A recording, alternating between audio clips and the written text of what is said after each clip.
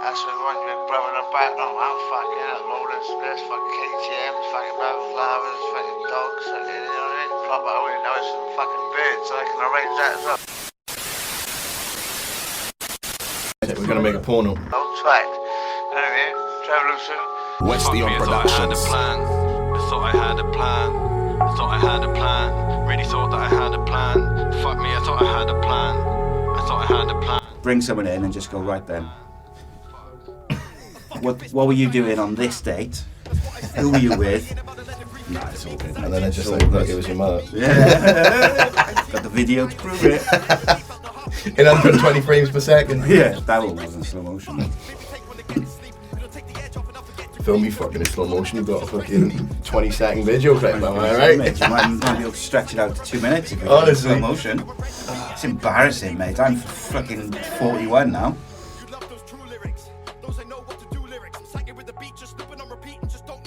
Well, the way I see it, right, is Should not be recording this conversation, but there we go. advice. I love you. This wife. is why I'm not in a relationship. So, if you think your wife deserves better sex, let her sleep with someone behind your back. Jesus. You do none of the work, None of the work. but she still comes home happy. Yeah, there you go. You just gotta, you know, Just don't think about it. just don't be near her when she creeps. Make it look like Christmas in your bedroom, like someone else is paying for Christmas. No way. This is gonna be fun. Yeah, I'm looking forward to this. Right. I wanna shout and scream. I told you that you could always count on me, so don't leave me down. You without you, please. Swear down, next round's on me. I've got what it takes. I was raised by you, drinking coffee in the kitchen. Right. I've seen more work than enough in space. We get up, Let's eat get breakfast, started and wash our before we face. waste Take a all couple the hours time. of vodka to wash the taste, and head out and make cash on the QT like Del Boy and Yep, fucking we'll see Rodney you. May. I even Yes, guys, I'm Si. Welcome to Ace Podcast Nation. Delighted to be back. Another episode of my story. It's another part 2, technically, even though it's been like a 2-year gap between it. Part 2. I am proper excited to have my main man T-Rev in the building, Okay. in Cardiff. Got him here finally. Whoa. I half expected you to turn up with your Swansea top. I said to my missus this morning, I got a feeling he's going to wear like a Swansea top or a Swansea tracksuit. So should I stick my Cardiff City shirt on underneath just in case? So that I can So you can rip it off like offset- Superman, innit? No, I just get my editor to like blur out the badge, you know. No, I It's just went, explicit. literally I got back from Bristol about 2:30 this morning, fell asleep in these clothes and then just got back up to do the school run. Nah, I just drove mate, straight back that's- up. If I thought it through, I'd have worn everything Swans, bro. Yeah, it's Black like- and white, still black and white, it's still good. No, we don't need to talk about football, mate. It's painful.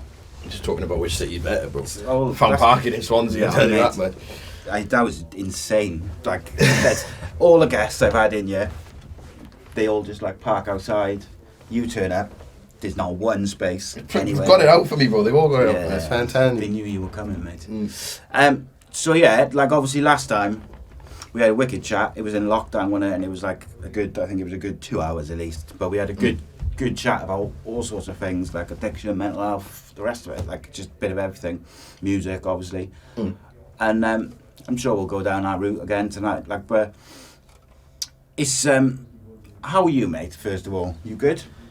I'm alright, bro. I'm in that, you know, when you're not good, but you're not bad. I got nothing at the moment to complain about. But I'm still going through stuff from Yeah, of course. months ago. So like, for people who don't know, obviously you lost basically like a brother in it. Yeah. Like, very, very close friend and that. Like, not asking you to go into anything you don't want to go into or whatever, but like, that's not it's not an easy thing to deal with, is it? And It was- I think, It came at a bad time. Like 4 weeks before it, I tried killing myself, and I ended up having to stay in Ibis budget in Newport, and then Lems, you know Lems, Studio 45. yeah. He was taking me to video shoots and stuff with him. I was taking him there. He'd give me some petrol to do it, to keep me distracted, keep my head on something.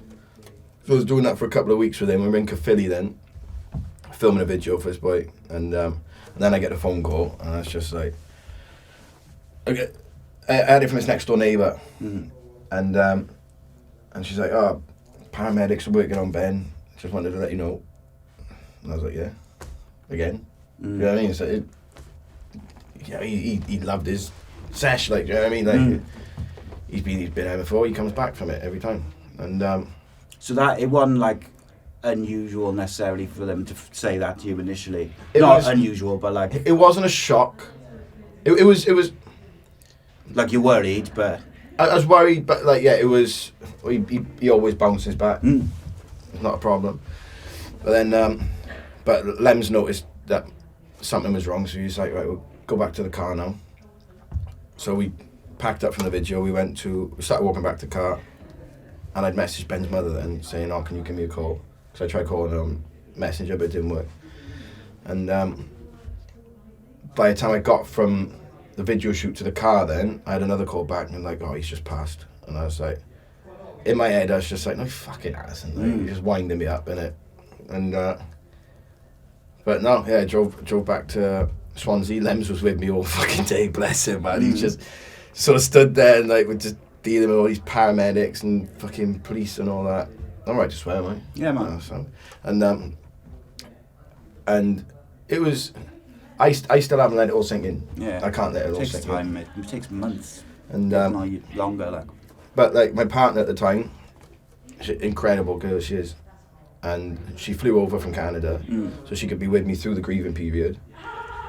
But that's like good person, that isn't it? oh, honestly, one of the best people I've ever met in my life. And I'm coming out of a relationship that I don't want to be out of, but I had to come out of it because I can't grieve. Yeah. And you know, since Ben died, I'm being the same in the sense of I'm a lot more blunt. And everything just feels a lot more tense. And I just haven't got the patience anymore. And like, I grieve in a really weird way. Well, not a weird way, like everybody grieves in their own ways, innit? But with my grief, it doesn't sink in. It'll sink in bit by bit by bit. But I need to get it out, and I can't have people around me when I'm getting it out. Yeah. And so it's like I was coming home, and like, you know, she'd be trying to help me, and you know, she was doing fucking incredible, and she's helping me with my boy and all that. And but I was just horrible. I just couldn't be nice. I wasn't me anymore. And I knew that if I loved her, I'd love her. And I know that I don't want to treat someone I love like that. Yeah. And so we agreed to part ways when she went back to Canada. And but like one of the things we talked about in the first show was like, at that point, I think you would decided you were gonna come off like drinking and that. Not necessarily just forever. It was just like you wanted a break at that point. Yeah. But like, my point being, we talked a lot about like how when you look back at how you had treated people previously, you weren't always happy with that. Like, you know, but it had happened. And I'm a very guilty person. I know that I'm treating people a certain way, but it doesn't seem like a problem at the time. Afterwards, then I just fucking beat yourself up over guilt it, like. eats you in it, and I'm just like, and then that's when you want to start self-harming. That's when you want to start doing all this and that, and I can't risk, because obviously since the first time I spoke, I just sobered up the first time I spoke to you. And it's like, I think, like I said, when we talking, you were like, I'm just having a break. The like, tolerance break is going to be 3.5 years now, isn't it? And Good for you. I don't. But that's it. I don't want to risk falling back down a slippery slope. Yeah, I can see that. And guilt is the thing that will push me to it. Yeah, and 100%. It's guilt. Too much of a risk. And plus, like, grieving's hard enough anyway, you know? And like, if you're someone who's had issues with like drinking or drugs or whatever it may be, like self-harm, like, that's the sort of thing where if you don't let it out, like you said, you need to let it out. If you don't let it out, that's when it can become a problem, because like, even from my experience, like when my old man died, I was like 16, and then I spent the next probably 5 years, all I cared about was my brother, because he was 4 years younger than me, just making sure he got through school and all that, and my mother, because she was on her own. And like, in between that, I just drank and then loads of drugs.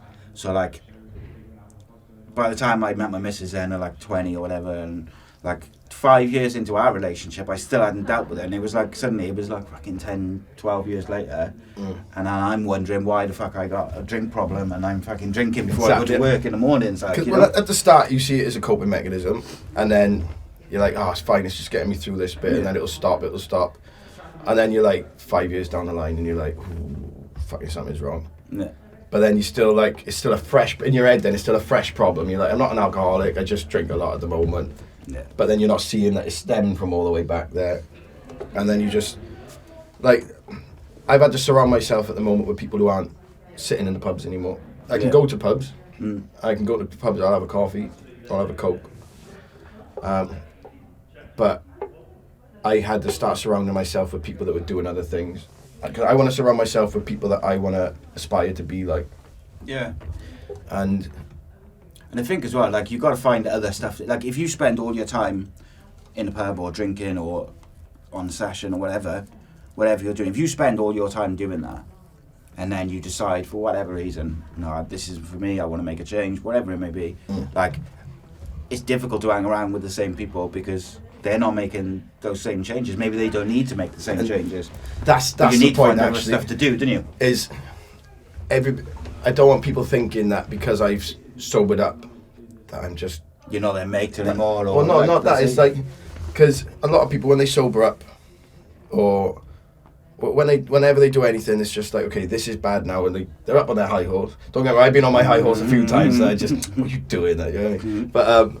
But like, it's a new place to be, isn't it? Yeah, exactly. Yeah, I've never been up here before. And but it's like, I don't want to be like, you know, drugs are bad, drink is bad, never do this because it's going to kill you and all this stuff, because some people know moderation. Yeah. I don't know moderation. If I could drink in moderation, I would drink. Yeah. Because I love whiskey. If I could just smoke a spliff and feel fine, I'd be smoking weed. Yeah. I don't think everybody needs to be sober to be happy or to progress or nothing like that. It's just I can't progress anywhere, and I can't do anything with myself if I've got those parts still in my life, because I'm just an addicted person. I can't stop at the one. It'll be, you know, 4 o'clock in the morning before you finish. Yeah, 4 o'clock in the morning next week. Yeah. And then you're just looking at your bank account. You're looking at the people. Worse is, you know, when you look at your messages the day after, and you're like, yeah. Bro, I told like 20 people I loved them last night. You know what I mean? And then you're like, oh, bro, can you come drop off now?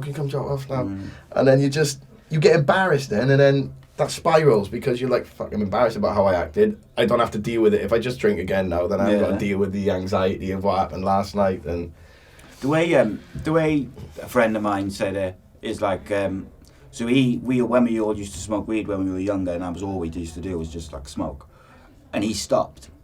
He still hung around with us while we were all smoking weed, but he just didn't smoke it.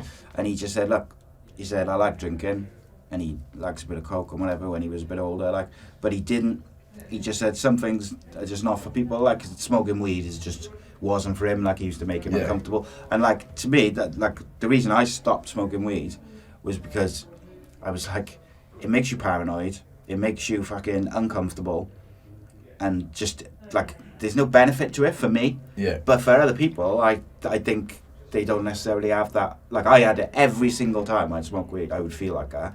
Whereas some people, they might have it like every now and again, but generally they enjoy it. So, you know, crack on, good for you. Like I never judge anyone. Like, and I smoke CBD now, just because I like the process of smoking, but I don't like what it does to my head.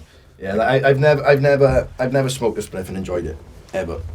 Because I got schizophrenia, innit? Because I got psychosis, it triggers it. So like, even when I was still on all the drugs, I couldn't smoke weed. Because I'd have like 3 tokes, I'd whitey, I get paranoid. And I tried stabbing my mate with a screwdriver before, because right, this is how it happened, alright? So you know this is getting clipped, don't you? I tried stabbing my mate with a fucking screwdriver. Well, no, because what happened... There's a story there. But it's a mental health story, yeah, of course. Because he was sat on the couch across from me, in one of my old houses, and I had a screwdriver down the side of the couch, because I was just a paranoid mess.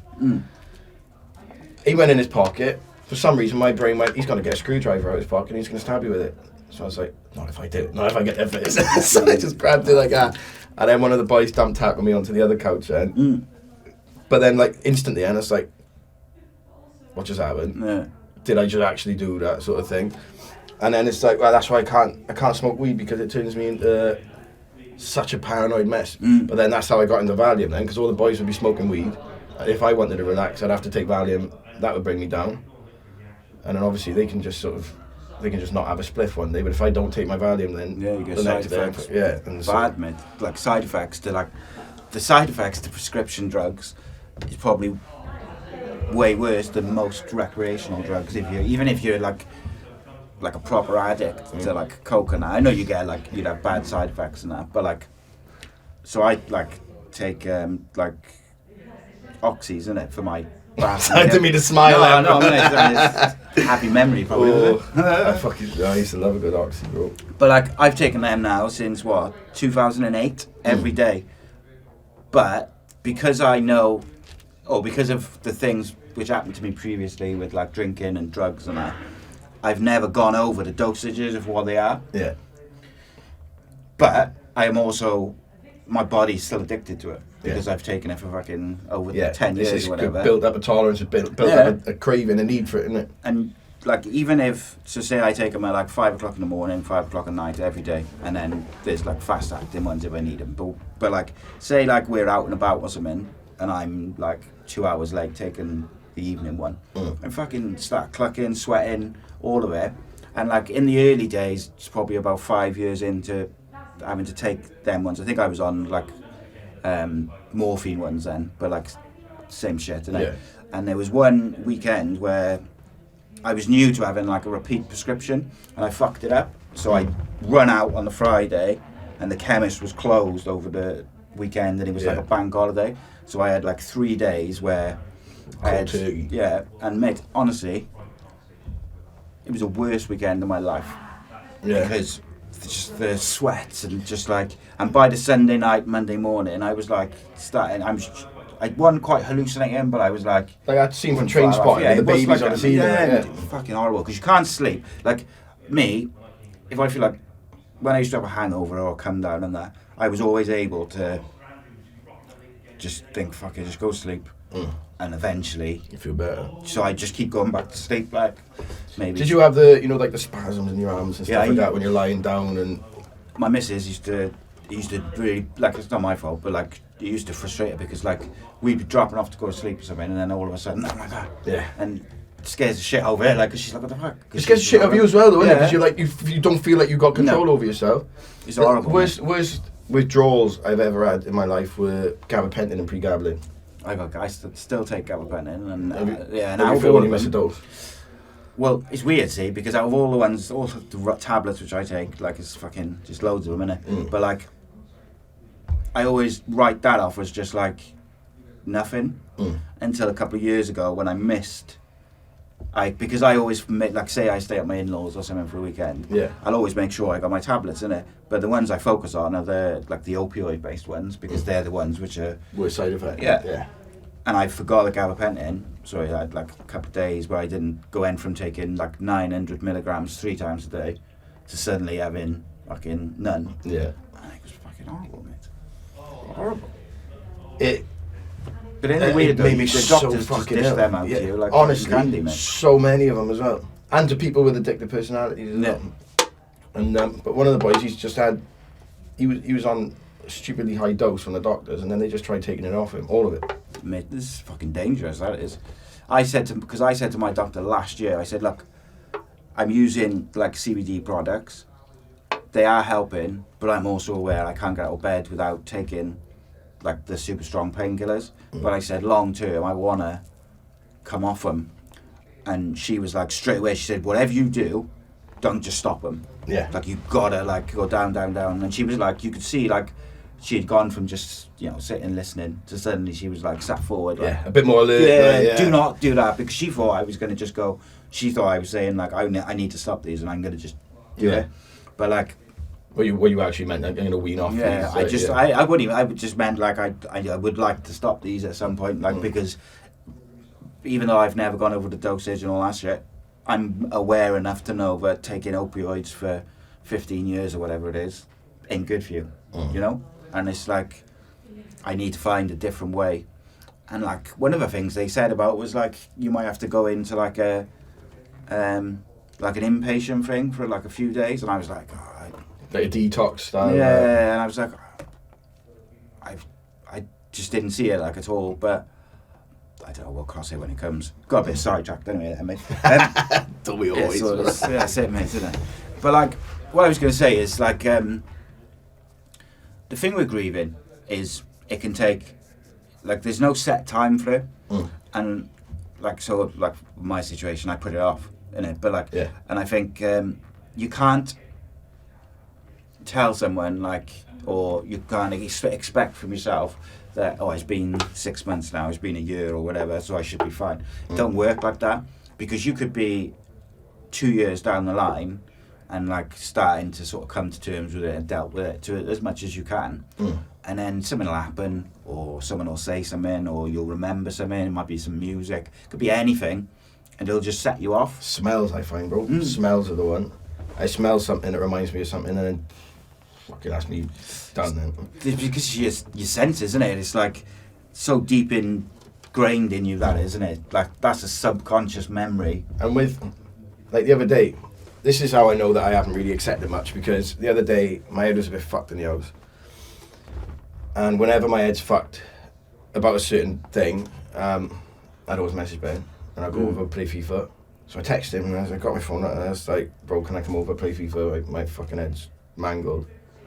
Put my phone down and started playing the Xbox, and then I was like 20 minutes later, I was like, well, the fuck ain't he text me back yet?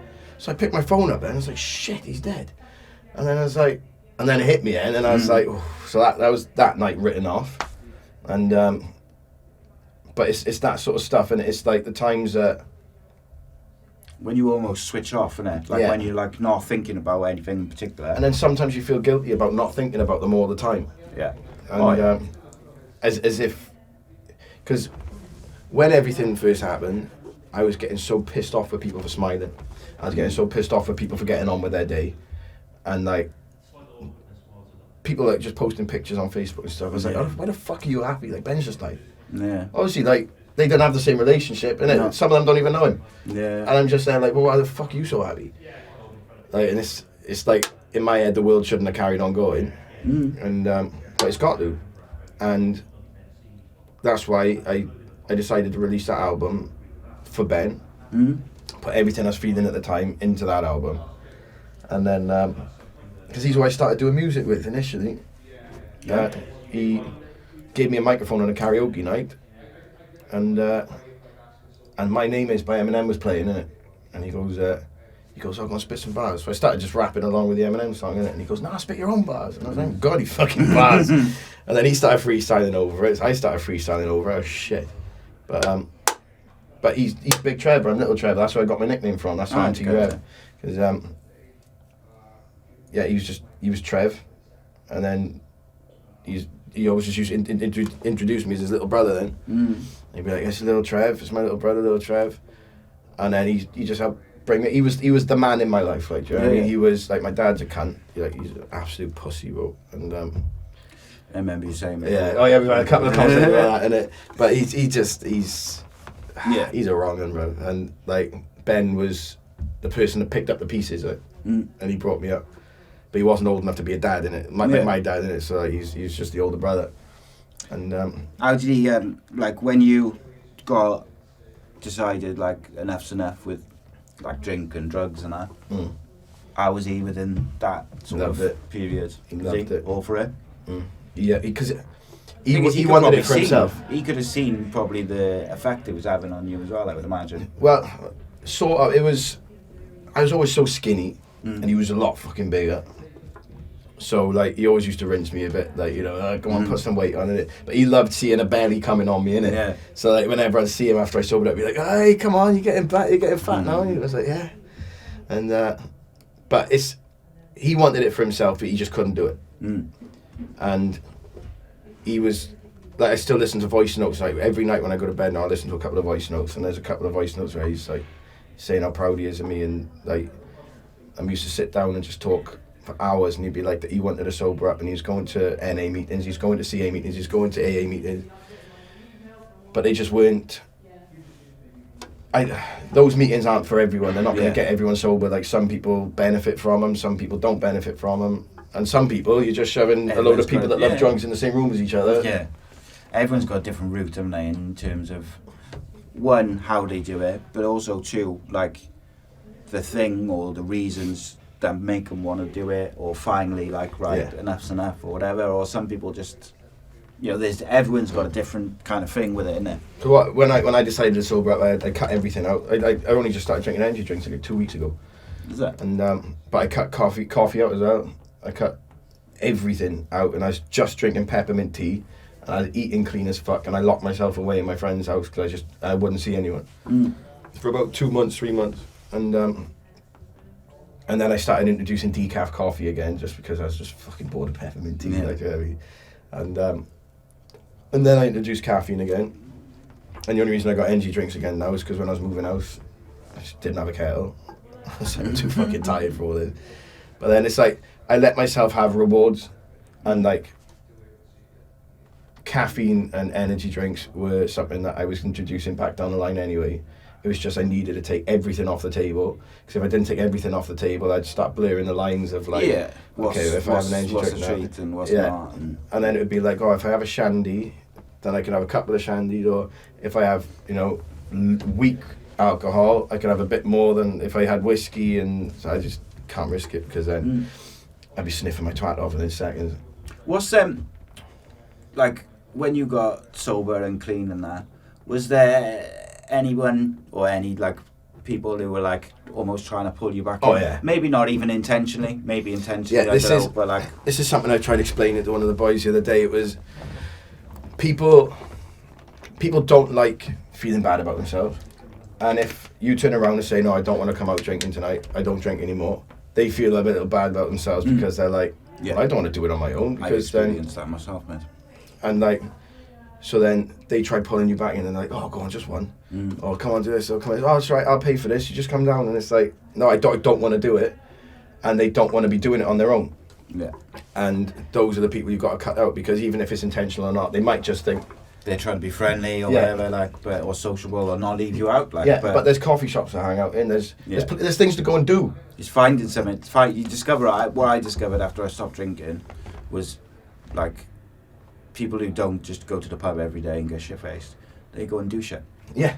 They spend time with Literally their, that. like, people. Well, And, saying that, look, recently, like, I've just been one of those hermits, and I just but I like staying in now. yeah. But before I could not sit in the house. I was like, even if I was sat in the house and I was like, just at home, I'd be like, fuck this, I'm going to the pub. I did a gig the other night for supporting the Scribes, and I did my set, and I felt out of breath. I was fucked, and I was like, oh, I'm not as young as I used to be. And then at the end of the night, then, because I was straight sober all night, innit, but I stayed for their set because they absolutely fucking smashed it. But walking out of the venue, I was like, my legs are fucked. Yeah. And I got in the car then, and I just sat there. You know, when you sit there in the car and you Get do the that, breath, you do right? that whole, right, what am I doing then? And then I got home. All I could think about was, can't wait to get home, catch the dog, go to sleep, and maybe Relax. have a lie-in tomorrow. Yeah. Like, do you know what I mean? And then, like, I don't know how people can do it anymore. But probably when I was off it all the time, there are probably people looking at me thinking, fuck, I don't know how he does it. Yeah. Like, funny enough, my oldest boy is 18, and in the half term last week, he went out on the Wednesday till like 3 o'clock in town or whatever, a few beers, and then he came home at like, first night he came home at 4, got up then at 9, went to Halfords to sort his bike out or whatever, and then he went back out then and come home at like 3 the next day, and I was looking at him, I was thinking, fucking hell, I just couldn't do it now, like, and like I used to go out on like a Friday after work, like finish work at like lunchtime, and then I come back on Sunday and struggle through Monday, like, but Yeah. I look at that and I just think, fucking hell, I could never do that now.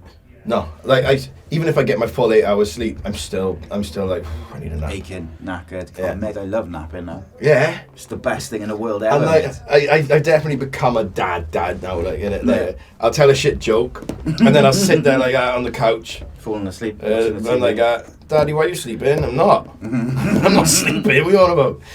And then there's like 3 different videos that come on YouTube, and like Travis is trying to find the remote, and I'm like, why are you watching this? He goes, I'm trying to find the remote. I'm just there sat on it, innit? Because I fell asleep on it. Oh, bro. But like, so your music I think is quite emotional anyway. Like the lyrics and that, and like Boy on the Floor, particularly the first part of that Forgot is one of about my that, you know. one of my favourite ever tunes by anyone. I fucking love it. And I think that was the tune which I think I discovered like your music first. I think, but like it's one of my favourite tunes. I love it. I loved like the emotion behind it, but also the fucking like the ability and the talent of telling that story as well. And like, so your music I think has got that like, it's not just rapping for the sake of rapping, like it's saying something, and it's saying a lot of the time saying stuff about what you've been through or mental health or whatever it may be. But obviously the album which you released for Ben has got all that which you would normally have, like in terms of emotion, but it's also raw as fuck, innit? Because it's such a short period between when he's passed and then obviously you releasing it. The first song I wrote from that was Scared, and it was like 2 days after. And because I kept because his answer phone was, hello, who's that? How much? Fuck off. And then, so I used to phone that just so I could hear that in it. And then after a while, I'm guessing they gave his number to someone else, or like they cancelled his contract or whatever. And then it just rung, and I was like, oh, okay, it's not his anymore. And like, that's where that song stemmed from, is like I'm not able to just contact him anymore. And because he was the big brother, innit, so like, he was always the protection. I was always safe. Don't get me wrong, he scared the shit out of me as well towards the end, especially. Like, he was a scary guy.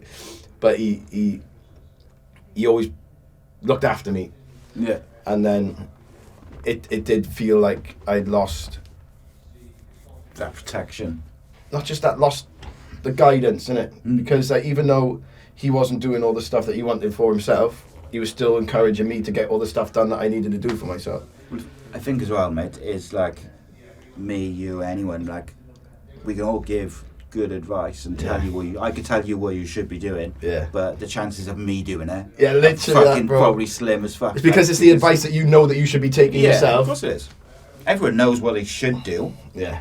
It's actually. But we're all human. We don't always do it, do we? That's just where it is. Everyone has got their own, I don't know, issues, problems, whatever you want to call it, with making the right decisions or whatever it may be, whether they're big decisions, little decisions, whatever it may be.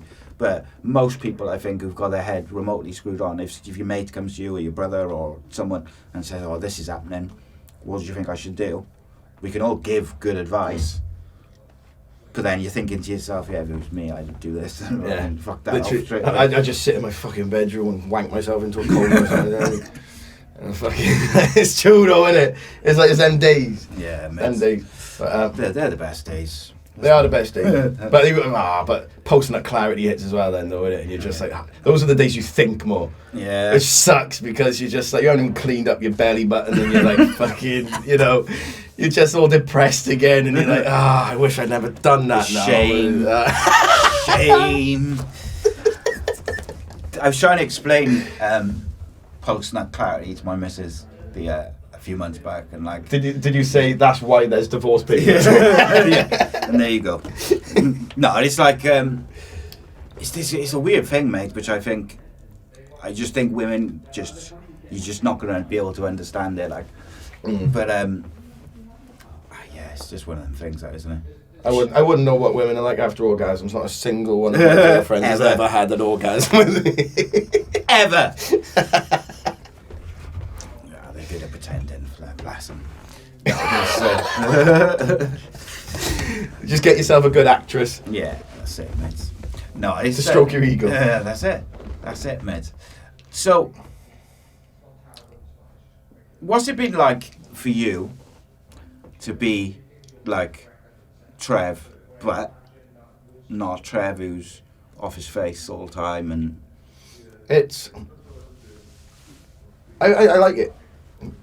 Do you prefer this version of you? It's a tricky one because I prefer who I am as a parent now. That's a big thing, though, isn't it? But I'm bored, and like, I'm a lot more boring than I used to be. And like, I hear stories about back then, and I'll be like, oh god, he sounds like a fun guy, like, do you know what I mean? And like, I think it's as I'm getting older, my brain starts panicking, and it's like, you're not as fun as you used to be. You're not. You haven't got the youth that you used to have on your side, and I'm just thinking, fuck. And I think I'm approaching a midlife crisis like 10 years early. And Ferrari incoming. Fuck, imagine that, bro. Just don't tell the owner I got it. Yeah, that's it. Just borrowing this. I need it for a couple of weeks while I have a bit of a. But I'm also at the point. The sobriety mixed with all the stuff with Ben, all the stuff with breaking up with my ex and stuff like that. It's made me impatient again, and especially when it comes to music, because I start seeing all these people, especially from Wales, and I'm like, I'm fucking better than you, I'm fucking better than you, I'm fucking better than you, why the fuck you? So I just recorded a fucking diss track, innit, for everyone. And I took the How to Rob beat by 50 Cent in it. I just listed all the different Welsh rappers that I'm going to rob in different ways. And because it's like, I've only dissed people that can take a joke in it. Yeah. And I'm not, and the people in that I've actually listed in the song aren't the people I'm pissed off at. Like, you know, yeah. The people I've listed in the song are people that know the score, like, they understand. And like, they'll appreciate it, do you get what I mean? And like, a few of them heard it already, innit? So I sent it to them and I was like, just a heads up, this is coming, innit? But it's like, it's not so much a diss track like I fucking hate you, it's just like, we need a conversation, like, you know, there needs to be a conversation. You got this click there, that click there, that click there, that click there. None of these clicks are talking to each other. They're all just doing their own thing. Happy days, la-di-da, but fucking, like, there's no communication between them. There's no community anymore. So in my head, if I give them all the same person to get pissed off at, they're going to be talking all together. And at the end of the day, if any of them can't take a joke, that's their problem, bro. It's not me. Like, it's not my issue. Yeah, exactly. And you're in the wrong business. Yeah, like you shouldn't be a rapper if you can't take a joke. That's the image. I like, obviously, like, long-term viewers of my channel will, like, I've mentioned you loads of times when I'm speaking to different, like when Merkage was in here and comedy and people like that. And I had Ezra in here the other week for like a 2-part thing. Man, like Ezra, yeah. Hold tight. And he, like, all of them, every single, like, artist which I've had in here or online, whenever I bring up you, they all speak so fucking highly of you. Like, your ability. If they don't know you that well, they just say his stuff's amazing. Or if they know you, they're like, he's a top bloke. And like, for me, I find that interesting, see, because obviously we got to know each other through doing a podcast and we kept in touch. But like, my opinion of you has always been high. And you know anyway, because I tell you, like, but it's like your ability to tell a story in a song, in my opinion, there's not any other, or not many rappers, not just in Wales, just in the UK, who've got that ability.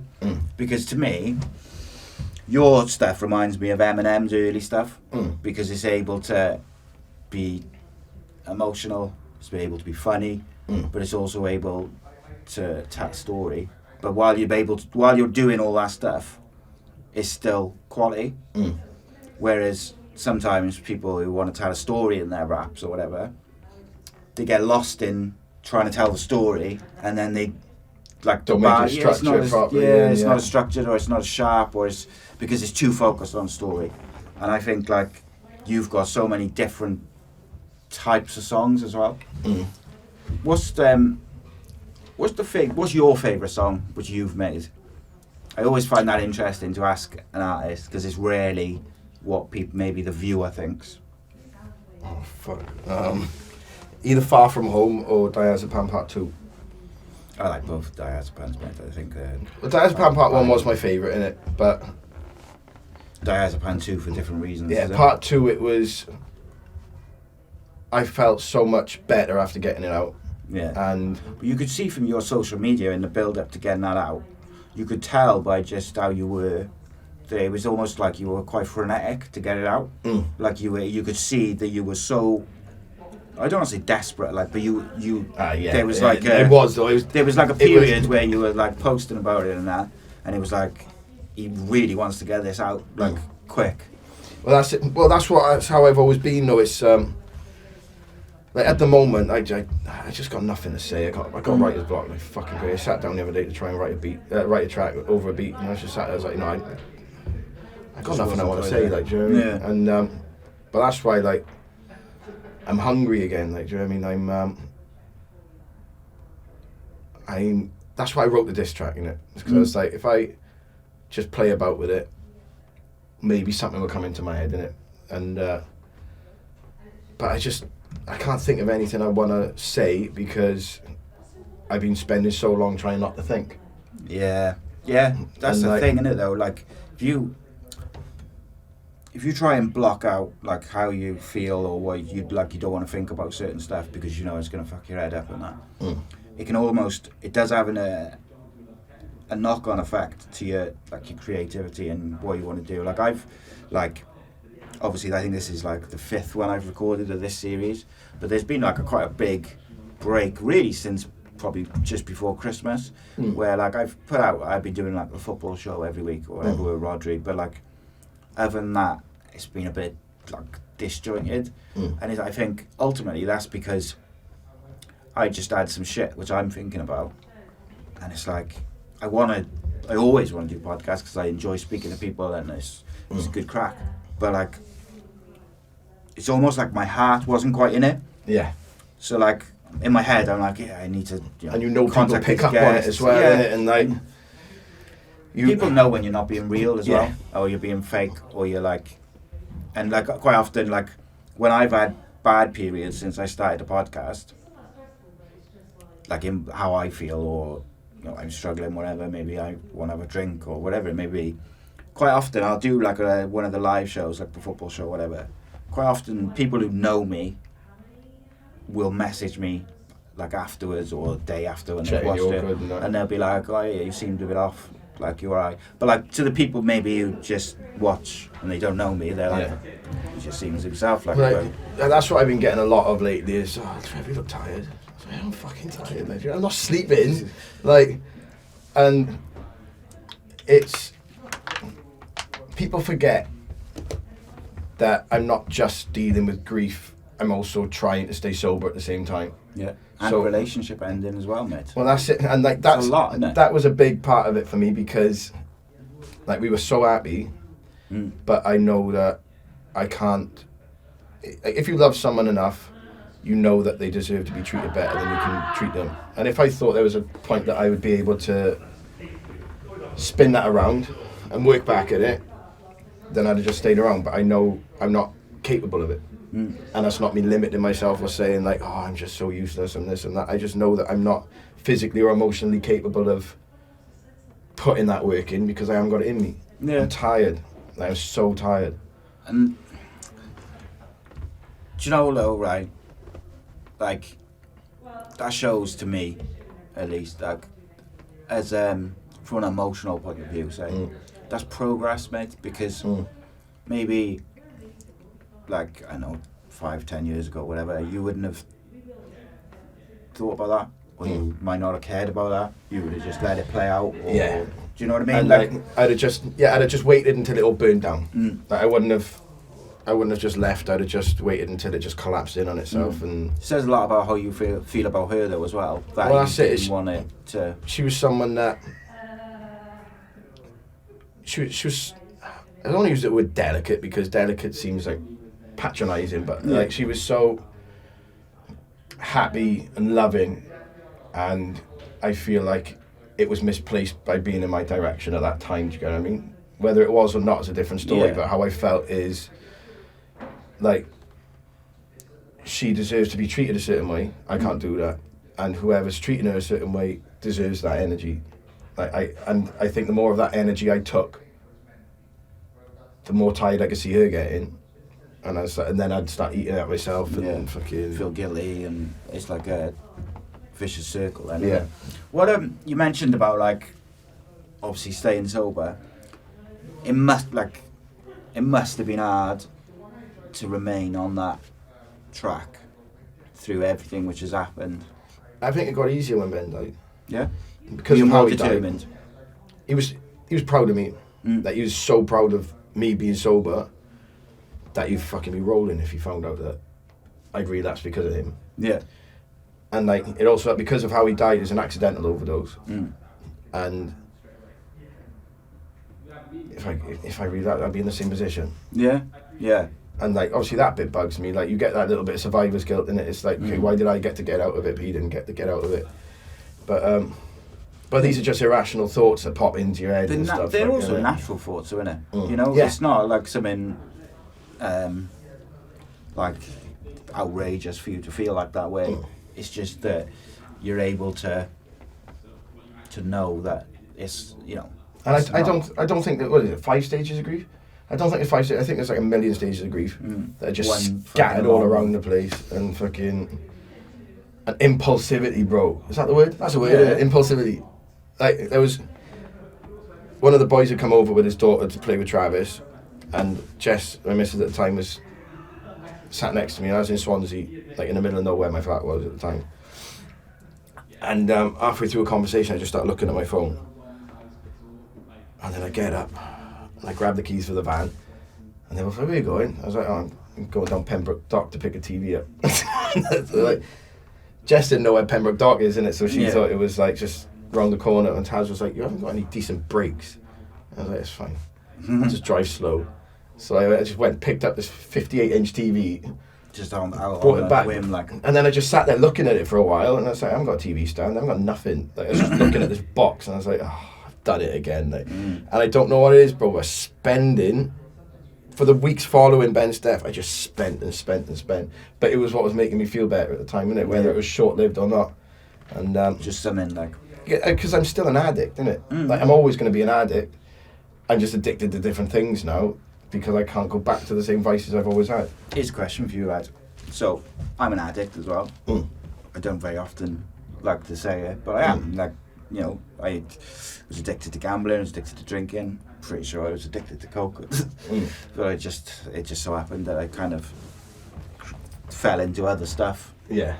And then my missus got pregnant, and when she fell pregnant with my first kid, like, my missus was only 19 when she had him. So, like, I was like, right, you need to fucking not just be a fucking party animal cokehead, because, you know, regardless of how switched on she is, and she's so switched on, she's still, like, 19. And I felt like I needed not to... now, she's not 19 now. No. Fucking hell, bro. Come on. But, like, yeah. But fucking hell, she was 19 now, and we've been together, like... I'm about to say, bro, it's a bit sus, like, you know what I mean? But no, she's my missus is fucking, she saved my life, like, I say that a lot, and I think people sometimes don't understand how deadly serious I am, like, she's fucking stopped me from hurting myself, she helped me stop drinking when other people didn't want me to stop drinking. Yeah. And that was hard because I had to accept that there was people within my life and my circle which maybe weren't interested in my health. Best interest. Like, yeah. But I don't think it was malicious. I like to think, and maybe I'm kidding myself, I don't think it was malicious. I think it was just come out with the boys rather than... More the merrier sort of thing. Rather than trying to stop me rather getting than into where I was going. Yeah. So I'm just going to double check No, see if I've had a message back. Oh, damn, it's a voice note. Just going to buy another TV. No, it's about picking Travis up. No, I know. It's all good. To be continued. Mm-hmm.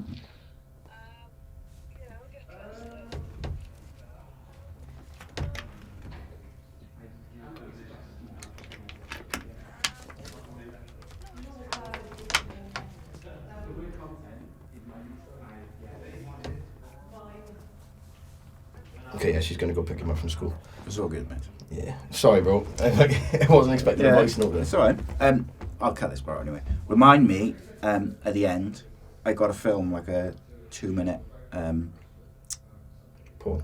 Yeah, just got to get my cock out, see how big it is. And it's going to take 2 minutes. 2 full minutes. 2 minutes is a long time when you're about to go when your cock's out, man. 2 minutes is about the longest to get my cock out anytime these days. No, sorry, yeah, so you've got to film 2 minute. It's just like an ad thing for my Patreon, like, because I keep forgetting to do it every time I come in here. Only take like 2 minutes before I turn the camera off and that. So yeah, what I was saying about like sobriety as well is it's hard sometimes to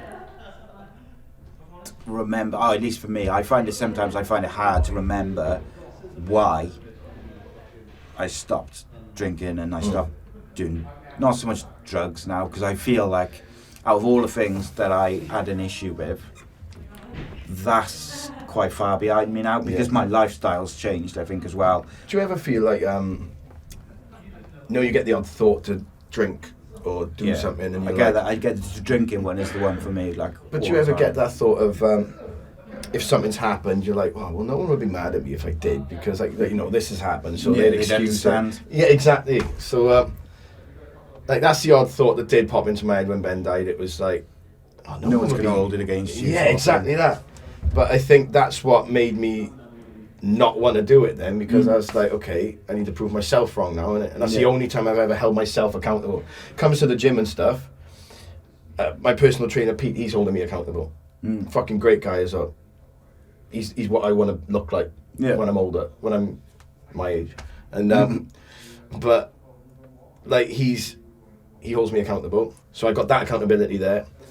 Eating, I have to have people texting me saying, make sure you've had food today, make sure you've had food now, make sure you've had food, and that's the accountability I need. But when it was the sobriety stuff, because nobody else is in my head and no one else is hearing the thoughts of like, oh, you could do this, or no one's going to be mad at you, or that's the only time I've ever managed to hold myself accountable and be like, no, I can't fucking do it though. But again, mate, what I said earlier is progress, mate, isn't it? Do you know what I mean? Like, it's like where you were 2 years ago, 3 years ago, wherever it may be, like, now that you're able to control that thought and not just not do it, but also understand why you're having the thought and why you're not doing it. Like, I'm no psychologist or whatever, but like, to me, that's progress, because maybe there was a time where you'd have had that thought and then you might have ended up in a pub.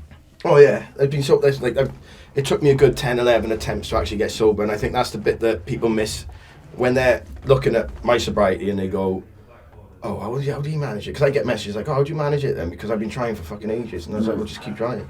Like, because I had at least 10 or 11 times I tried to get sober, and then I fucking relapsed bad. And then I'd try again, and then it wouldn't work, and then I'd try again. And just one time it stuck. What do you think was different with the time it stuck? Or was there anything different? I don't think there was that much different. What had happened is the 9th of January 2020, the New Year's, like a couple of days before, like 9 days before, we were all sniffing and like we were like, all right, so my New Year's resolution is no more hard drugs, and I'll just have a drink now and then. So then I stayed over at my friend's house for like a couple of weeks. And then on the 9th, then one of the boys from Ammanford, he was coming down, he was like, oh bro, meet me down, bank statement, Spoons in Swansea. I was like, yeah, cool.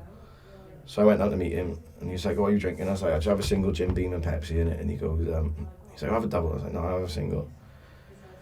So then he kept coming back with doubles anyway. And then my other friend turned up, and she was like, oh, what do you fancy? And I was like, oh, I have a double. No, I have a single. She got doubles as well. And then we got the Coyotes, and I had an energy drink because I was like... flagging. Yeah, and I was like, I fucking steaming like 20 minutes into the night. And she was like, oh, go on, don't be a pussy, have another drink. And don't get me wrong, she's not trying to drag me down, it's just how she is. And I've always been a session. And so I ended up drinking more, and then one of the boys was like, oh, I'm going to go get a few bags in. And I was like, I'm not spending no money on no drugs, bro. And he's like, that's fine, I'll cover it. And I was like, oh yeah, fantastic, there we go then. And we sniffed up all night, about 8 o'clock in the morning. I was texting one of the boys when I got back to her house. And I was texting one of the boys, I was like, I can't fucking do this anymore. Like, I want to die. And like, and I'm still just there. Everyone else is asleep, and I'm just there sniffing off the worktop. And I'm like, something's gonna fucking get us on your own. Like, yeah. Well, no, one of the boys was still sort of up, but he was chatting shit. So I was chatting shit. And then we started filming us performing songs in the kitchen, and fucking hell, I forgot about all this. But then, about half hour after we finished sniffing, then I had to go up to Bridgend to pick my clothes up off one of my exes. Threw up the entire way out the window on the motorway, stopped the sand services, threw up all over the car park there. And then it's just like, I can't do it. So that's when I locked myself away then. That's like I have to cut everything out, because every other time I'd given myself a bit of leeway and been like, I'll wean off it, or I'll give myself this, but I'll cut this out. But I was like, no, I have to cut it all out, because I'm good at making excuses for myself. Like, do you know what I mean? I think generally, like, addicts are good at making an excuse or a reason why. So even though they might want to stop drinking or whatever, like, particularly in that early period, it's easy to make an excuse about why you fall off the wagon. Yeah.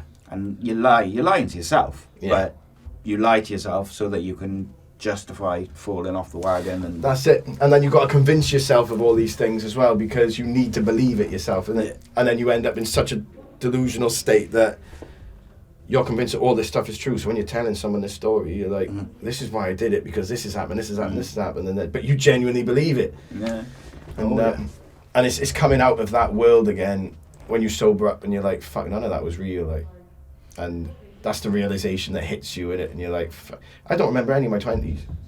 Like, I've had, there's girlfriends I've had that I don't remember. It's scary, that is, in some ways, isn't it? Because I always, every night I'd take a handful of Valium without a break. And it's just, well, I said that up until about 26, 27. It's like the first couple of years. And, but it's, like, there's stories I hear about, and I'm like, that don't sound like me. And then I'd be like, oh, here's a video. And I'm like, fuck, man. Like, and it's like, those are the bits that make me not want to get messed up again. Because you're just like, fuck, if I don't know what I'm up to, how am I safe? Like, do you know what I mean? Like, anyone that's in that state isn't safe. And what you find as well is anybody you session with, the people that you session with, they're not going to look after you if you overdose. They're going to leave you on the corner of the street and phone an ambulance and hope for the best. There's no one that you session with, because they're all scared of getting caught. There's no one you session with that are going to take you to the hospital, sit with you. And that's what they don't want the drama or the they don't stress, get caught. they don't want to get caught, they don't want the questions, they don't want none of that, do they? So it's... And that's what a lot of everyone that thinks they've got a lot of friends at the moment needs to actually reassess it all, because if you're going to house parties and stuff and you're like, oh, all these people are my friends, not fucking one of them's your friend. Like, I've met, like, at the moment, I got 2 people that are around me all the time that I keep really close. And it's Georgie, one of the boys, is best mates with Ben as well. And my mate Dave. And there's, obviously there are a couple of other people that I keep close all the time and stuff, but like those are the 2 that are, like, Georgie's always going to have my back. And Dave is just always there with me as well, and I know he's always got my back. But they're also 2 people that I know would never ever want to see me relapse. Never want to see me go back down a bad path. And they're both from bad paths. And like, so it's awkward because, like I was saying earlier, I don't want to surround myself with people that aren't up where I want to be. But at the same time, those 2 are where I want to be as well. Because I want to be that loyal. I am that loyal, but I want to keep being consistent with it. Do you know what I mean? Because I think there's a lot of rich people, a lot of fancy people, a lot of well-off people that are just cunts. Do you know what I mean? Mate, 100%. And all of the best people you find at the bottom of the barrel, like, do you know what I mean? Like, all of them, they're just... Because they've been through the shit, mate. They've been through the trauma. They've been through all this. And like, loyalty's stuff. been everything to all of them. And like... Sometimes that's all you got. And like, the less money you have, the less items you got, the less material objects you've got, the more connections and relationships are important.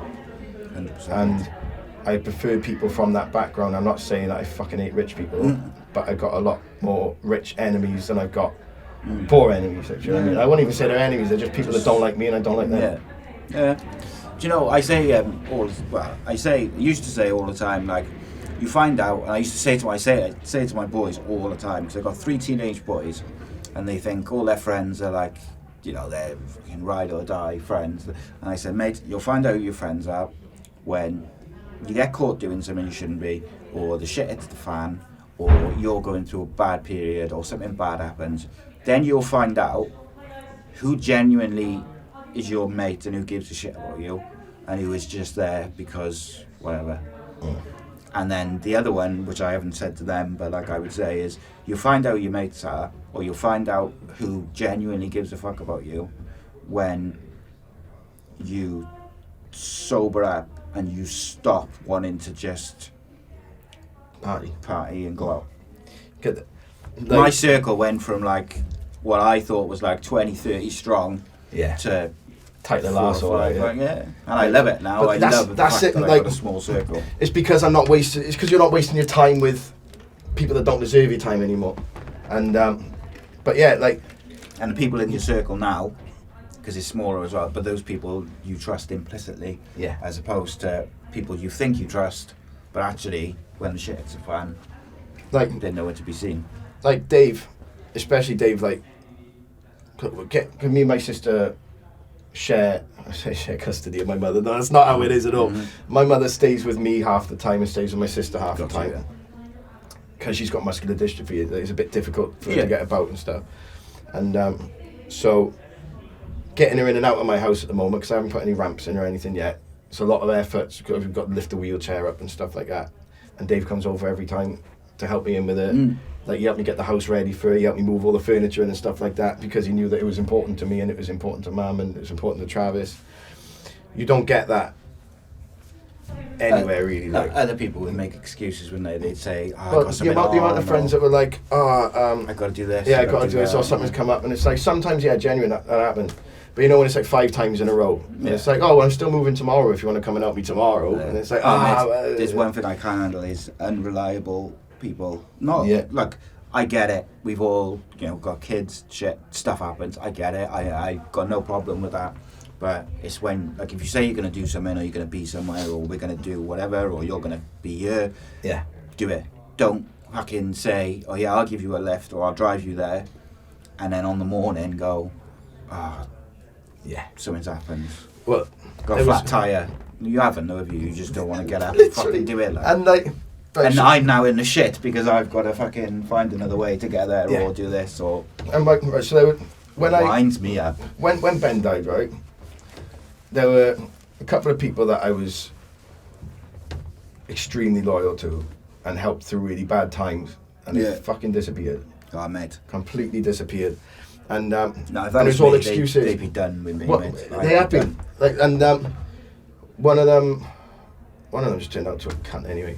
But, and the other one, it was just a lot of excuses. And then when I was like, look, you saying that you're there for me is a bit transparent, like, it was, I haven't really been myself lately, and I was like, It's almost like trying to like make you feel bad. For literally, even it's like bringing it up. they're saying about you this time, like, do you know what I mean? But those are the people you need to cut off, They are, mate. because they- they'll take take all your everything energy from you. Don't get me wrong, they were there for me at one point. Yeah. But not when I desperately needed it, like, do you know what I mean? And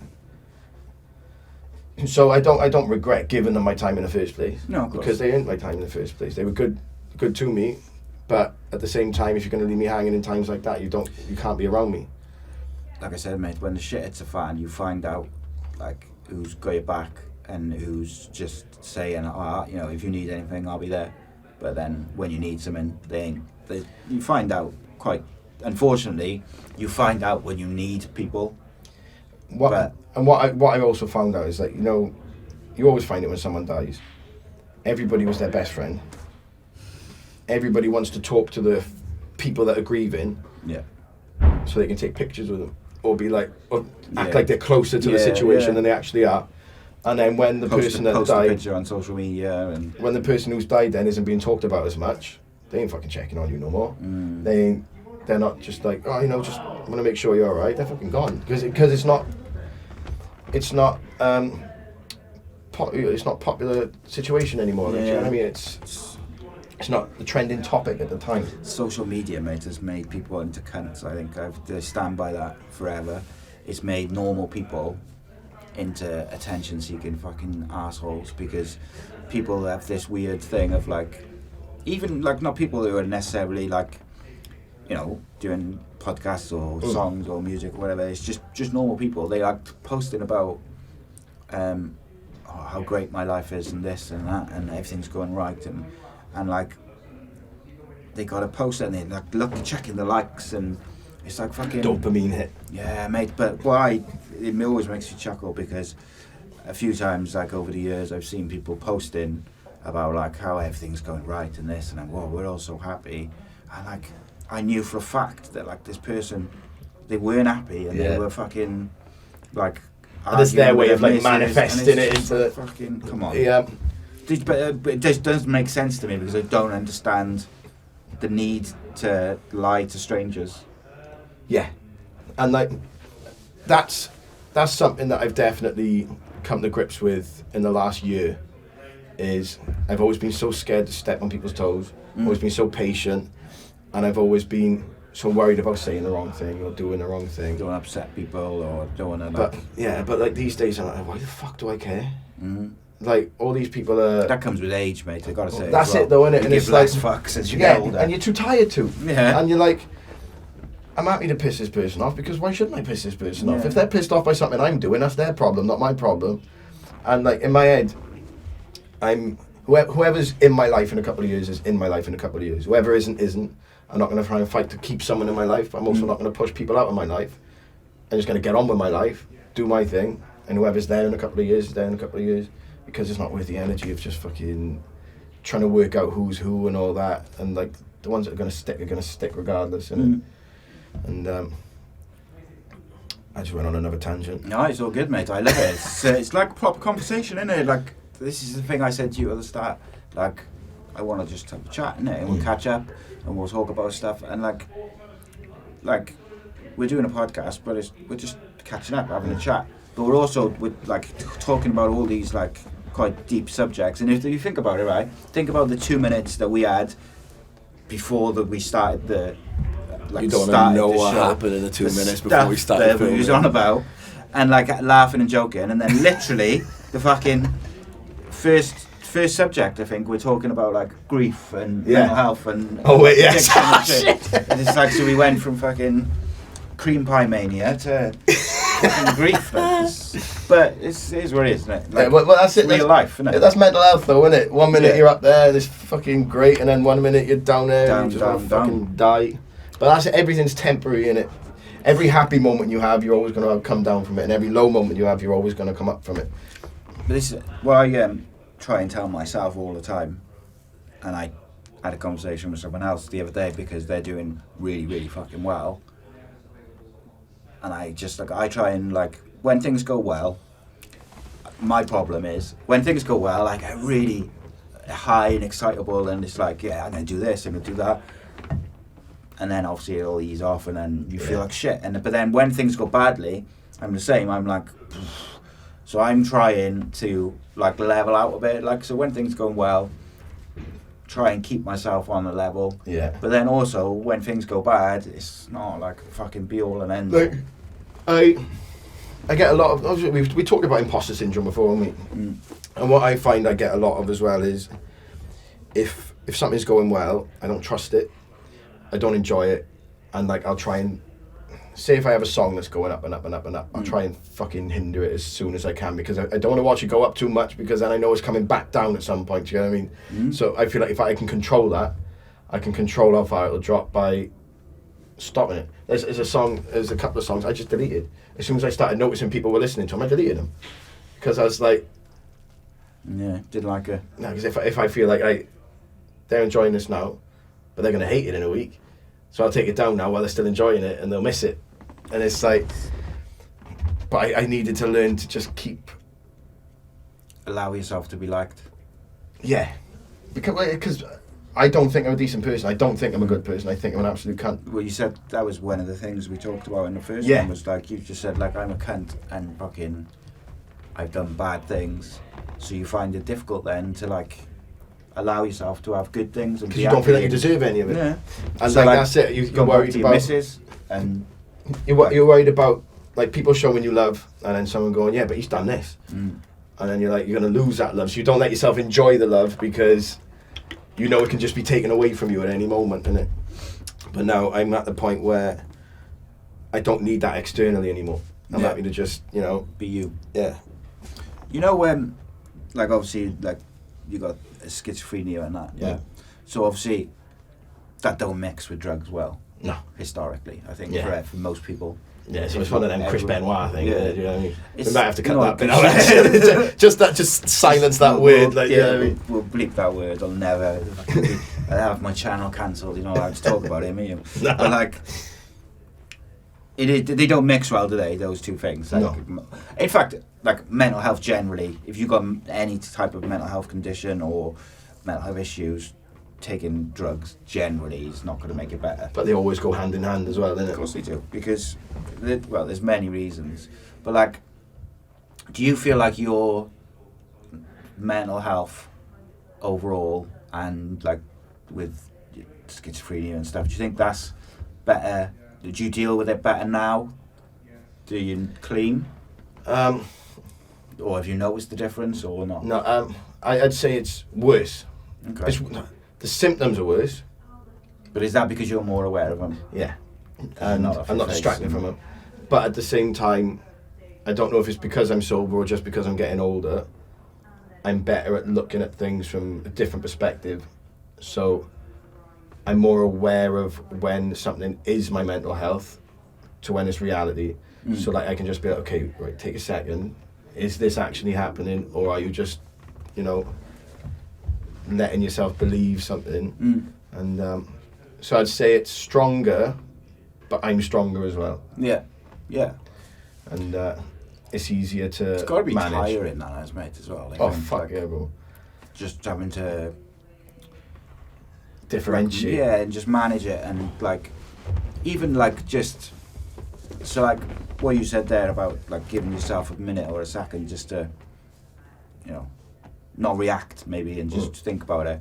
Like I say that to my youngest boy a lot because he's got a few issues and that in school and whatever, and he finds it difficult, particularly with being really like impulsive. So what he'll do is he'll do something which he shouldn't, but then he feels fucking guilty for it, and it's hard because he's full of hormones as well. It's difficult to manage, and I try and say to him like, mate, just before you say something, whatever it may be, before you speak to a teacher, before you react to someone who's been a dick, just give yourself like fucking, even if you just give yourself 10 seconds to like, what's going to happen if I chin this kid? Well, nothing good for me. So how can I deal with it better? Or if this teacher's getting on my nerves and being a bit of a twat, like how can I avoid just arguing with them and getting in trouble? But like that goes, I think, for, you know, anyone, adults and stuff. Like I've learned as I got older, generally I don't give a shit, and I will just tell people what I think, and if they don't like it, well, you know, sucks for you, basically. Literally that, bro. Yeah. But I'm also like polite enough that, you know, sometimes I'll bite my tongue or I'll say it in a certain way. Yeah. And like even with my missus, like my missus, me and her, like one of my favourite things about my missus is since I met her like 20 years ago, since we've been together like 20 years, she's no one for like pussyfooting around and like trying to say something but going around the houses to say it. She will be direct and she'll say, That's the best you're way being to a be, fucking innit? prick or Yeah. whatever. And And it's you know, what you not need even as in a well, bad innit? way all the time. Because you're not sat there wondering then, innit? Yeah. You're not like, is she mad at me? Well, What have I I've done wrong never- this time? Exactly that, mate. In 20 years, I've never had that thing which I'd had with previous girls where you're like, you are wondering, like, you know, what? Is she pissed off? What And it's have I just a done? really tense atmosphere. Yeah, and you're like, yeah. have I said something? You're like going back through stuff in your brain and that. I've never had that with her because she just tells me like, you're being a prick. Yeah. Yeah. All the time, she says it. It's fucking every day. Sometimes just text you Yeah, away it's just to just- let you know, innit? shit. Just to let you know, babe, you're a prick. Fuck you. Nah, she's like I said, she fucking saved me, mate. I wouldn't be here. Yeah. Simple as that. And what makes me like I don't like it because I say I don't like it. I don't like thinking about it because my kids are like 18, 16, 14. They wouldn't have a dad. My old man died when I was 16. My brother was 12. and I know the impact that it had on me for probably 15 years. But when you're thinking about it though, in your head, they're benefiting from it. Because that's whenever I felt like I wanted to kill myself, in my head, I was like, well, Travis would be better without it, you know? And it's you convince yourself of that, but then you snap out of it, and then you see it for what it really is, and see all the damage that could have been done. You feel guilty for even considering it. And you know, like one of the things which fries my brain, even now, but like a lot, is like I'll think about it, but at the time, like you convince yourself, oh, she'd be better off, they'd be better off, everyone would be better off if I wasn't here. And then, like once you sort of come out of it a little bit, you feel guilty, don't you? You feel like, oh, you look at them and you're like, oh, I was going to leave you. Yeah, the damage that would have been left behind. Yeah. And you think about all that. I always look at, do you remember Chester Bennington? Yeah. That's who I always look at when I feel that way, because you remember that video like a day or two before he killed himself, and he was like laughing with the family and stuff. That's what people mistake about mental health and like suicide in general, is they assume that there's like a slope. Obvious. It's like oh, I should have seen the signs. It's like sometimes there's no signs. Sometimes, and like that's why sometimes I'm too scared to be too happy, because I'm worried about what will happen when I come down from that happiness, because it's not going to just stop there. It's going to go all the way down there, and then back up there, and then all the way back down there, and that's a dangerous place then. Yeah, so, and particularly as well, I think with men and addicts is very good at like keeping how you feel to yourself. So like you can be in a sort of a situation with family or whatever and seem like it's the picturesque happy moment, but then 10 minutes later you're in another room and you're like can't breathe because you feel like fucking you're the biggest cunt in the world or whatever it may be. Like last night I was driving back from Bristol, and like we're listening to just like drill music on the way up there, and most of the way back, and then we started listening to 50 Cent and that, and then a drop crashed to Cardiff at about midnight, probably a bit later, and then me and Georgie were listening to Oasis on the way back, and Champagne Supernova is the song we carried Ben to, and that's the song I picked for his funeral, and that came on, and it was nice. We had a little sing song. It was nice because, you know, me, Georgie, Ben, we're all brothers, like, innit? And it was like, because I got Ben there, innit? So it was like all three of us were like sat in the car together, and I dropped Georgie back in, and I don't know what it was. I just cried my eyes out the entire way home. I was fine a bit before, but then it was fine like, in the moment. Yeah, and then as soon as you're on your own, it's the nighttime drives as well. Yeah. Nighttime drives when you're on your own, no one else is really on the roads, and you just got time to think, innit? And that's when things hit me a lot more. I think nighttime generally as well. Oh yeah. It can be those moments, innit? But like I think like there's this common misconception that like people who commit suicide or think about it or do try it, there's a common misconception that it's a selfish act. Yeah, that they just don't want to hurt anymore. Yeah, but it's actually the opposite, is that they don't want to, or certainly I can only speak from my experience and the people I know who've done it. It's like, yeah, they don't want to hurt their family, their kids, and they don't want them to be affected by what they feel is just like a constant, everyday black cloud or whatever of like, just emotion and negativity. Is brutal, mate. And again, it's the guilt then, isn't it? It's sometimes you want to die out of guilt. It's the guilt and the shame which gets you, I think. And I think, like for me, I have always said, like on all my podcasts, like even if I don't know people, I'd always say like, just send me a message and I'll speak to you and whatever. I might not give you great advice and I might not be able to solve your problem, but I'll speak to you, because so many times I sat there on my own and felt like I had no one. Yeah. That I would have loved to have just been able to text anyone. I'm not one, like when I feel like that, I never wanted to speak to someone in person. Yeah.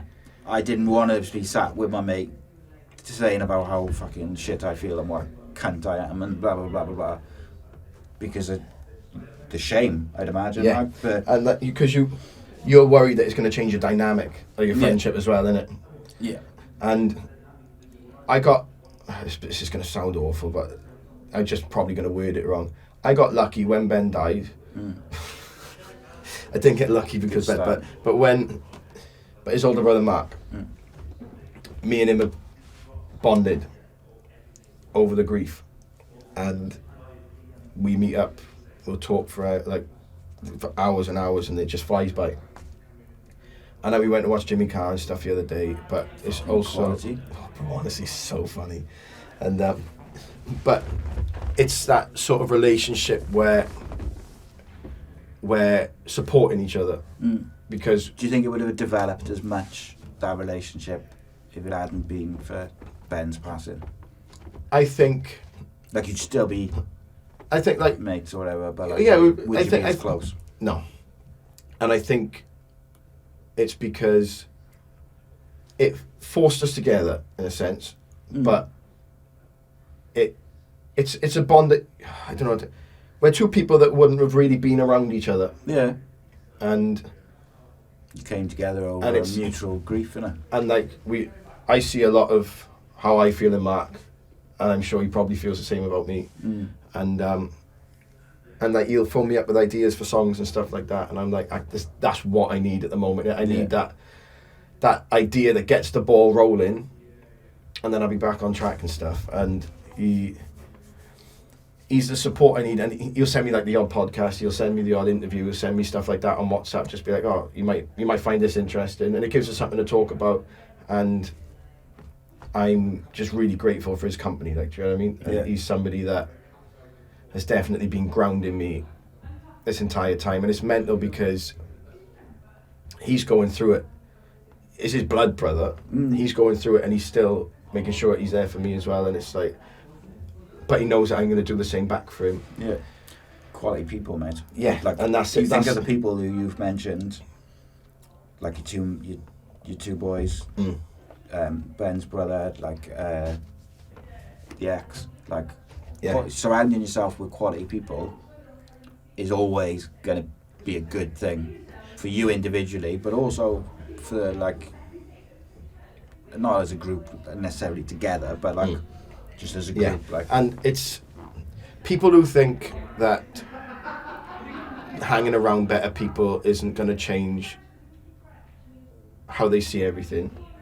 Hasn't hung around anyone new. Fucking hell, mate. And 100%. They think that, okay, like people on Facebook, they'll see the same people on Facebook all the time and be like, okay, that's just the world, like that's who. But then there's like those millions of people who haven't got Facebook that actually go out and do stuff. I'm not one of them.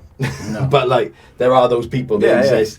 And like with Mark, he's not on Facebook, I don't think, but we go out and do stuff, and it's nice. And I've never had that before. I've always been in a pub, I've always been doing this, and I thought if you've got time to yourself, you just go hang out and just sit around doing nothing.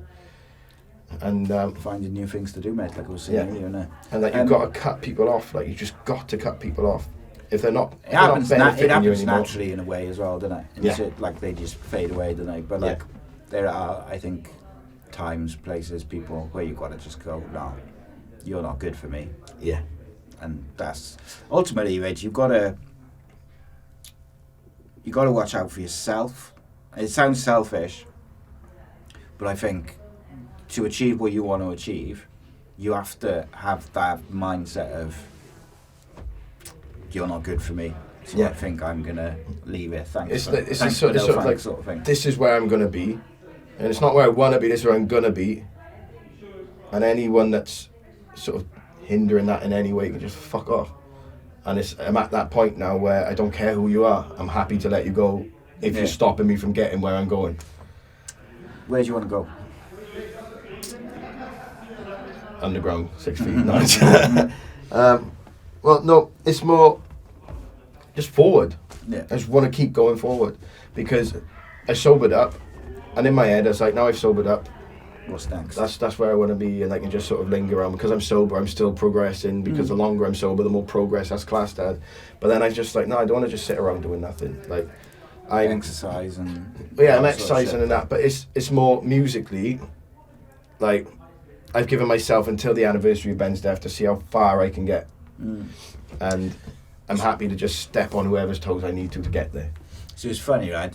So for me, I look around at all all the artists in Wales and like let's say Wales, right?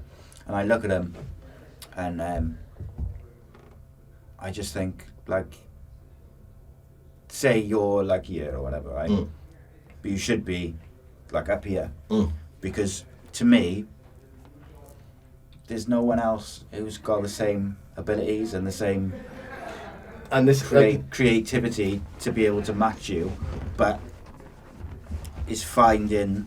Do you know what it is? It's almost like, right, you just gotta get in front of the right people or whatever. It's so frustrating because. But that's where the clicks come into it, and like who you know rather than and it's like who you're friends with, who you're not friends with. And obviously, I'm in Swansea. I'm outside of the Cardiff lot. Gotta get down here quick more, innit? But it's also like the stuff that's all being pushed at the moment as rap music. It's more just sort of artsy, you know. Shit, mate. None of them can rap.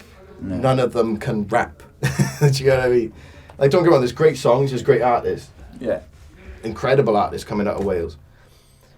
But genuine rap. They a lot of them just can't rap. And it's all well and good, but I think it's like the hip hop purists. There's them, and then you've got the artsy fartsy ones. You need that someone in the middle to match it all up. To match it. Bring it together. Yeah, and the separation there is this lot hates that lot,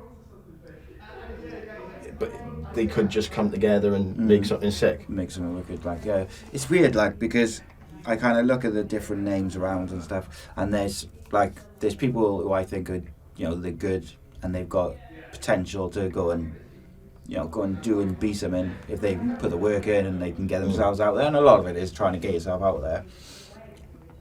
But I kind of put you above them. And like the only other person off the top of my head, so I apologise to anyone who I leave out, the only other person who I can think of off the top of my head who I think is like up there at that level and deserves to go and not just be big in Wales, but be big generally, is Merkage. And I seen he signed, like, I think he signed some sort of deal recently. I've seen him posted on Facebook. Merkage is one that, like, we haven't really spoken for quite a long time now, but like, people look at his newer songs and forget that he can go hard, like, do you know what I mean? And like, that's what people have to have, those mainstream songs. Yeah. And then you look into the back catalogue, but with Merkage, people shouldn't take him lightly, because he can, when he needs to spit, he can fucking spit. Like, you know what I mean? What's it called? I think he's got. There's one on YouTube which he done called. I think it's called HMP. HMP. Yeah, it's on Studio 45. It's fucking Studio, yeah. Mate. But he's also got the ability to write quite like catchy, catchy poppy. Well, Mary Jane. Yeah, but he's done a couple recently as well, like in the last couple of years. I haven't kept up to date with like, anyone really. Just, he's got that ability to go hard, but he's also got the ability to write like that sort of a catchy bit of poppy feel to it. And another one. But if he was from London, mate, he'd have been bigger. I also think he could have got drowned out a bit though, because there's so many in London. Possibly. I think he stands out because he's got the Newport twang as well. Yeah. Do you know what I mean? And Newport twang's like, it's almost like an English. It's got like a weird Bristolian sort of edge to it. Gav Fernquest. Yeah, sick. Another quality, mate. Local. People forget that they're all unbelievable rappers. And local, he can clash. Like, you know what I mean? You don't get that often. And like, he's just a nice guy. Crew these days, isn't he? Yeah, all the time. Like, you going to the event 28th? Thinking. Yeah, come with me. Yeah, might do actually, mate. Do it. Stay sober together. Yeah. Yeah. Go on, let's do it. When is it? Let's do it. 28th. 28th. Yeah. I can't remember the name of the venue, but you've seen the posters, haven't you? Yeah. But he's a nice guy. Yeah. And like, I met him as a fan. Like, I wasn't in the Cardiff group. Years ago. I met him once when Merkage come here, and I went to meet Merkage like I did you out there, and I got in Merkage's car to show him where to go, and like local, and his voice just I was like fucking local. And but I sent him the diss track because I dissed local in it. I diss Charlie J, Luke Harvey, Crash, Sacred, Brave McGraw, Loco. When you putting it out? A couple of days. I'm filming a video for it this week. Is that? And but I've gone in on, well, most people. I haven't. I didn't mention Mortgage. I got to the point. I got to the end of the song. There was no one left. No, I ran out of beat. And I was like, I'm not going to extend it because I don't want to make a fucking 7-8 minute long track. Yeah. So I was just like, everyone was popping in my head. It's like, oh, write a few bars about him, write a few bars about him, write a few bars about him, and then the beat just stops. So I was like, okay, that's the track then, isn't it? And if people don't like not being mentioned, then I'll mention them next time. Do you know what I mean? It is what it is. But well, so this is going to be out in like a few weeks. It's not going to come out straight away because I got a couple backed up. Oh, so if you want to, so by then it's going to be out. So if you want to send it to me, I'll put it on the end of the podcast as well. I'll show you after. Well, if you've got the video out by then, put the video on the end of it. True, very true. Yeah, that'd be sick. Promote it, innit? Promote it. Fuck it. But I just had fun with it, bro. Like, do you know what I mean? Like, I was in the studio and when she was like, oh, you've dissed everyone. And I was like, yeah, I've dissed everyone, bro. I even dissed Winchy in it. Like, I was recording in his studio and I was just like, steal the mic from Play It Loud, which is the one I'm recording this on, so I might just take it now. Like, you just sound like a prick. I like it, mate. Right, I'm going to have to wrap it up, mate, because otherwise we'll be here for another 3 hours like last time. I'm dying for shit. Got to be done, mate. The toilets in here, yeah? Yeah, I'll show you now. Are they like, is it like, you know, like the one room toilets, or is it like a toilet with a couple of cubicles? A couple of cubicles. That's alright, cool. So you won't hold it up. Do you know, like a coffee shop when you take a shit and then you open the door and everyone's smelling it, literally, bro. And there's a queue. Yeah. Well, there we go. Well, you need to do that 2-minute thing for your Patreon, eh? Yeah, I'll do that now. This is T-Rev. Links to everything is in the description below. And his music video might be on the end. If the music video is not on the end, then you're going to listen to his diss track. Now, subscribe, join Patreon, all that good stuff. Keep us going. Until next episode. Laters. A fucking fistful of diazepam. That's what I said it'd be, but I ain't about to let the grief get to me, cause that mentally would be the death for me. And one of us gotta stay and rep the team. Denial is setting in heavily. Felt the heartbeat in your chest at the chap of the rest, but still can't bring myself to say resting. Fuck, maybe take one to get to sleep. It'll take the edge off and I'll forget to grieve, cause people calling me up is just stressing me. Self-medication is just stress relief. In the depths of these hellish dreams, it's like it's where I'm meant to be. I'm scared to leave because of you, I'm bred to be a heavy breed and able to make sure these demons are scared of me. You love those true lyrics, those I know what to do lyrics. I'm psychic with the beat, just looping on repeat and just don't know what the fuck to do with it. A bee to your house, we were cleaning it out, and every time we move something I was freaking out, thinking leave it for now, we wanna use that when he gets back, as if I think you're only leaving for now. But we know what that's really about, I just don't wanna let go. I really don't wanna let go, my brain can't handle the fact that you're dead, bro. Cause to me you're not dead, bro, your legacy, you're better with me, you're really not dead, bro. I ain't gonna sit here and believe you are just cause this fucking world said so.